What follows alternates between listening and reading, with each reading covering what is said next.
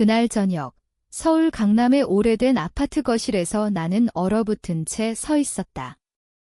고모가 어머니의 목걸이를 가방에 슬며시 집어넣는 모습을 보며 아버지가 손을 내저으며 그냥 넘겨 예민하게 왜 그래 라고 말하는 그 순간이 나의 한계를 넘어선 폭발점이었다. 그 목걸이는 단순한 장신구가 아니었다. 그것은 어머니의 마지막 유품, 나의 유일한 안식처였다. 그들은 나를 또다시 무시했고 그 대가는 그들 자신에게 돌아갈 터였다. 나는 더 이상 참지 않기로 결심했다. 내 이름은 김지은이다. 28살, 어린 시절부터 가족이란 단어가 나에게는 고통의 동의어였다. 어머니가 돌아가신 해, 내가 6살 때부터 시작된 이 이야기는 깊은 상처의 뿌리를 내리고 있었다. 서울 강남의 그 오래된 아파트에서 자랐지만 그곳은 결코 집처럼 느껴지지 않았다. 아버지 김민호는 성공한 은행원으로 감정은 불필요한 낭비라고 믿는 사람이었다. 어머니의 죽음 후 그는 일에 더 깊이 파묻혔고 나와 동생 지훈이는 홀로 슬픔을 견뎌야 했다. 하지만 우리는 완전히 혼자가 아니었다. 아버지의 누나인 고모, 이수지는 3블록 떨어진 곳에 살며 우리 삶에 끈질기게 개입했다. 그녀는 문을 두드리지 않고 들어와 하이힐 소리를 울리며 비판의 폭풍을 몰고 왔다. 지은이가 또 과장하네 라는 말은 그녀의 단골 멘트였다. 내가 불편함이나 슬픔을 표현할 때마다 나를 과민하다고 치부했다. 아프다고 하면 눈을 굴리며 관심 끌려고 그러는 거지라고 했고 어머니를 그리워하며 울면 눈물로 조종하려는 수작이라고 몰아갔다. 8살 때의 그날을 아직도 생생히 기억한다. 학교에서 열이 나서 얼굴이 붉어지고 머리가 지끈거렸는데 학교 간호사가 아버지에게 전화했지만 그는 고모를 보냈다. 고모는 백미러로 나를 흘끔 보지도 않고 시험 피하려고 편한 병이네 라고 중얼거렸다. 집에 도착해서도 체온을 재거나 약을 주지 않고 연기 그만하고 혼자 있어 라고 하며 방에 가뒀다. 이틀간 열에 시달리다 이웃 아줌마가 창문 너머로 창백한 나를 보고 죽과 약을 가져다 줬다. 어머니 박혜진은 사진과 보석함 속에서만 존재했다. 내 기억 속 그녀는 바닐라와 라벤더 향이 났고 손은 항상 따뜻했다. 내가 무서워하거나 아프면 믿어주고 결코 의심하지 않았다. 그 부드러움과 고모의 가혹함 사이의 대비가 나를 형성했다.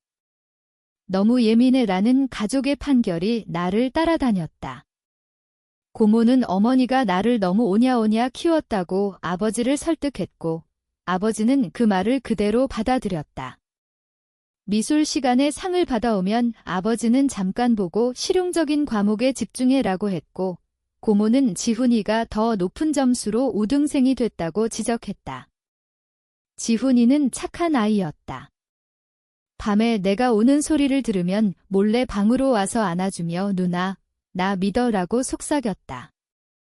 하지만 그는 아직 어린아이였고 나의 유일한 지지자가 되는 무게는 그에게 너무 무거웠다. 집 자체가 그들의 편이었다.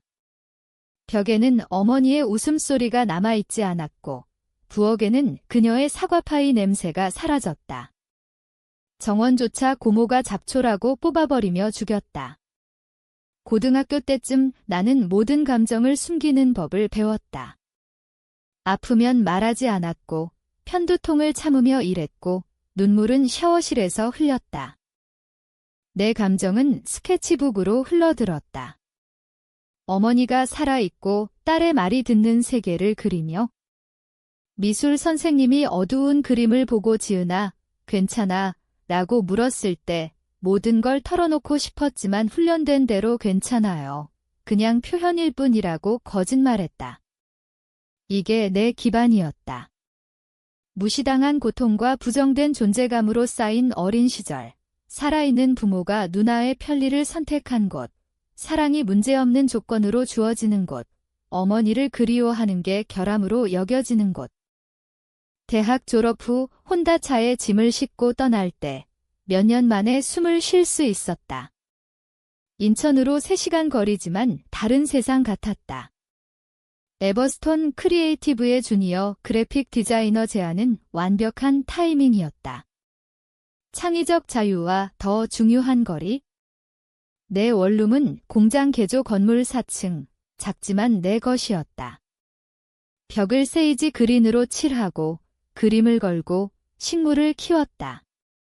처음으로 아프면 드라마틱하다고 비난받지 않았다. 울면 조종이라고 몰리지 않았다.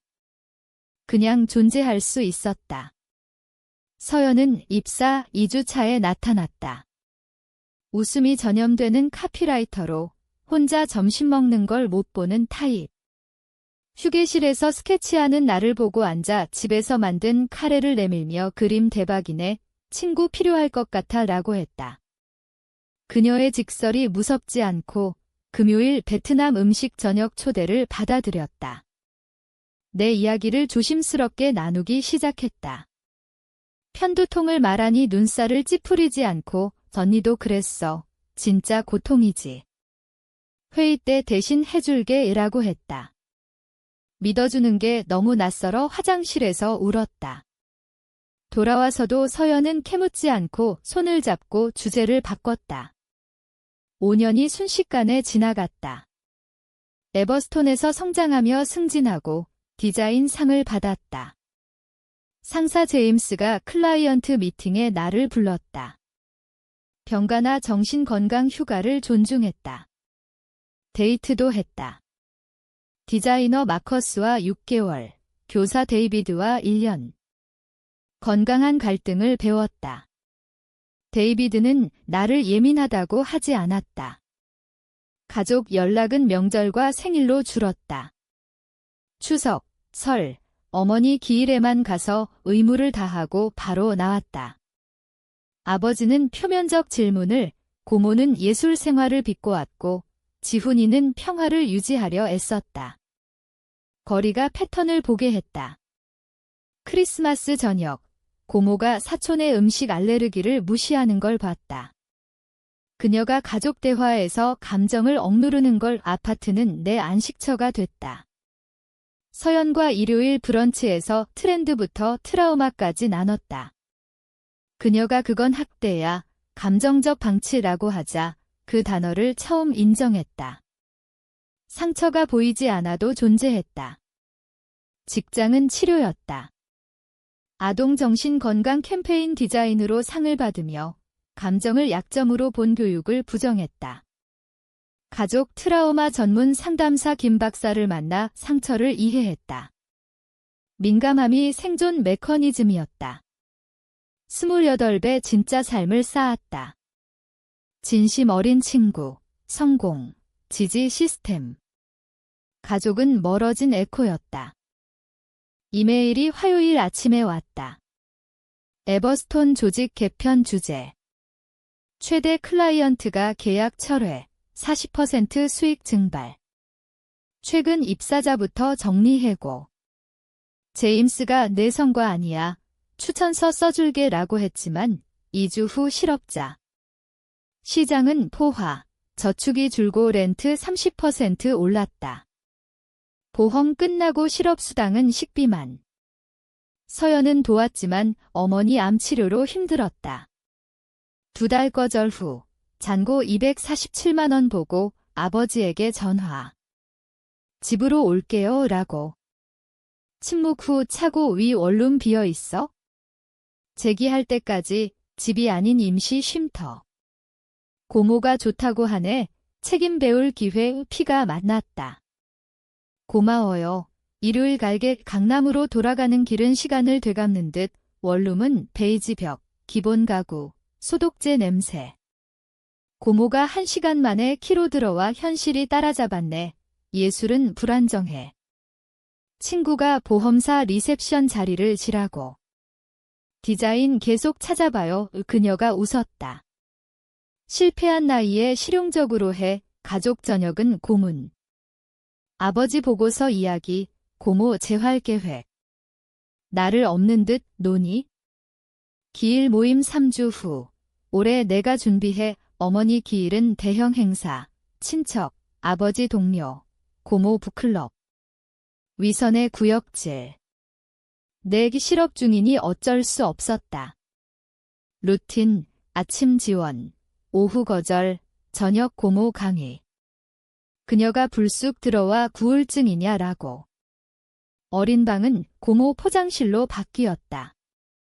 그녀가 친구와 통화 조카가 돌아왔어. 28살의 재시작. 버릇없게 키우면 그래, 그녀는 상속과 이혼수당으로 산 사람. 기일 준비로 분산.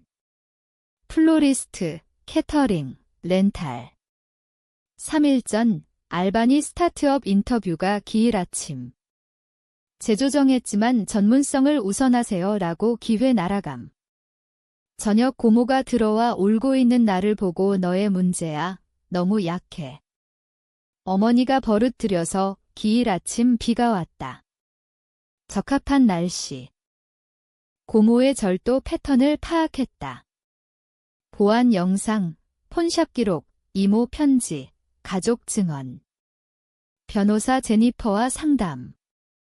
증거 쌓아. 가족 배신이 더 나빠오. 고모는 수십 년 도둑질, 애도 중에.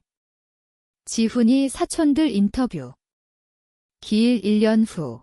대형 모임. 고모가 어머니 드레스 입고 펄 목걸이 차고 캐서린처럼 지키겠다라고. 내 큐. TV의 영상 재생.